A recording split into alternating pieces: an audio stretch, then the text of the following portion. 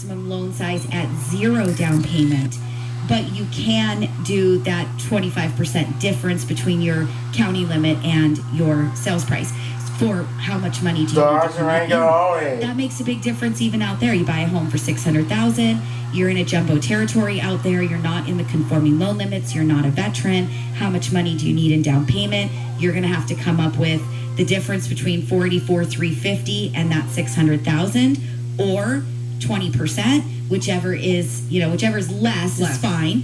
Right. But big difference in how much money that a vet has to take out of their pocket utilizing those jumbo loan programs. A lot of times what I've found, and I get this question a lot, is that veterans don't know that they can actually buy something over the county limits. Right, yeah. We do have that question a lot, is they do feel like they are stuck at whatever that county limit is, because they do hear a lot, well, we can do 0% down at this limit, not realizing, well, yes. But there's more option there. But there's more options. Yes, and it's not dollar for dollar between your above. sales price and above. So, it really, those are big benefits. The other thing I have found is a lot of there's a lot of veterans that have not taken advantage of their VA financing.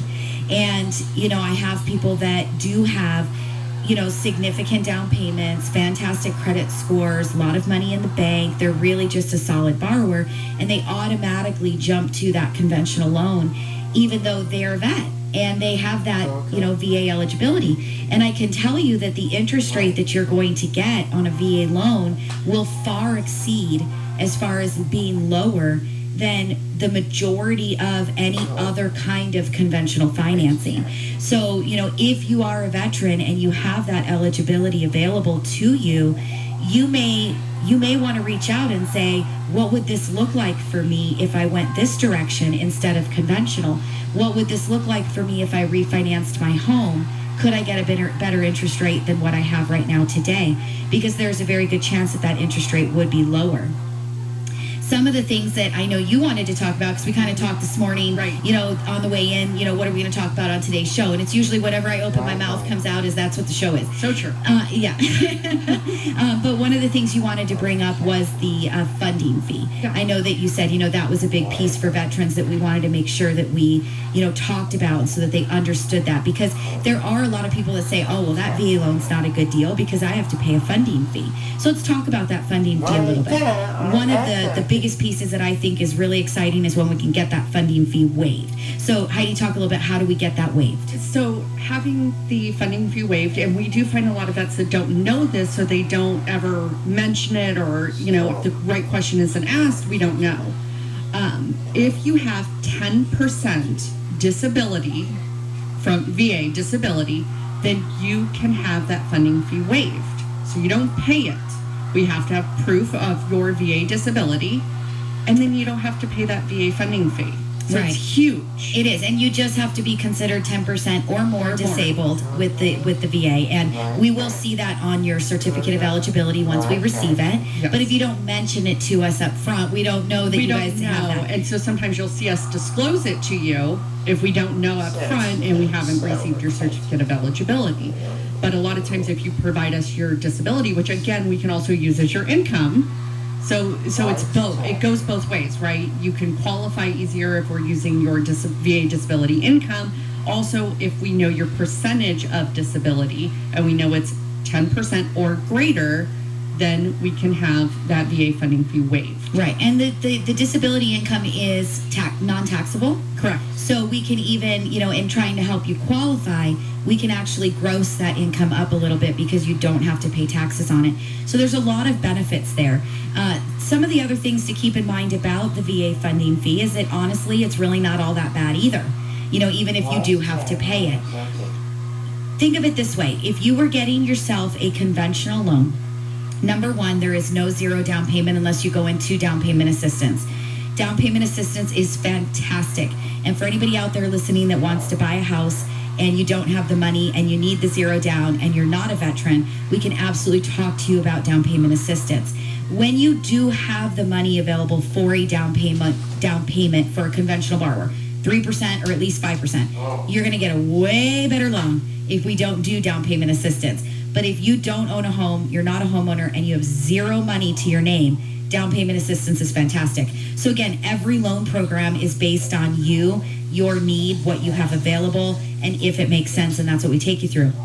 But for a veteran, or for somebody that's not a veteran, if they were buying a home with 3% down, 5% down, anything less than 20% down, they are going to pay mortgage insurance monthly.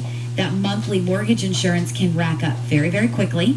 If they're getting an FHA loan, they're going to pay upfront mortgage insurance and monthly mortgage insurance. So for a veteran, even if you have to pay that funding fee, you'd have zero mortgage insurance per month, none. So you're literally getting in with zero down, and then also you're not paying mortgage insurance, which helps you qualify for more. It makes your loan payment more affordable, and and that funding fee is not paid in cash out of pocket. It can be if you want to, but you do have the opportunity to finance it. So the VA will allow you to add that to your loan balance so that you can finance that funding fee. So at the end of the day, the funding fee is really not that big of a deal. Especially, especially when you have that rate that is generally going to be a lot better than any of the other programs. Right. I have to say the government programs, right, either VA or FHA, have sometimes gotten a bad rap because of the funding fee or the mortgage insurance. Mortgage insurance. I have to tell you, there is no such thing as a cookie cutter borrower. Every borrower is an individual, and that's why we have so many different loan programs. Everybody fits into a different situation, different program. On a different cookie sheet. On a different cookie sheet, there right? So it's important that you know and you get the best program for you, which is why everyone should discuss all the different programs with every borrower, every client, every listener, so that they get what is best for them. Right. If you are working with a loan officer that just says, this is the loan program for you, but they don't explain why, or they don't say there's these other options too, but this is why I feel this is the best one for you, you're working with the wrong loan officer. You need to be working with somebody that can explain. Look, I can put you in down payment assistance. You qualify with your credit score. You qualify with your income. I can get you in the house with zero out of pocket, but the interest rate is higher because you're coming in with no skin in the game. You bring a little bit of skin in the game, 3%, 3.5%, and you have that already. I can see that you have it, or I can see that you're going to get a gift for it. You're going to end up with a much lower interest rate, which means you're going to have a much lower monthly payment, which means over the term of your loan, you're going to pay a lot less in interest, finance charges, all the way around. You're always going to be in a better situation if you have some money to bring in. But if you don't have money to bring in, you're not a homeowner, you're renting, you have no stability, no security, that your landlord's not going to knock on your door and say, you guys need to move. You've got little kids that are enrolled in a certain special school district that is where you wanted to be. You're around the corner from the grocery store you love. You need that security. So in those situations, I would say, hey, let's look at down payment assistance. It creates homeownership, gives you ability to earn equity in the future as a homeowner. Pride of homeownership, you get to do what you want. You get to change your carpets, paint your walls, work in your garden, do whatever it is that you want to do, make it yours that you can't do when you're a renter. And nobody can knock on your door and tell you that you have to move, unless obviously you don't make your payments. But that's a different story.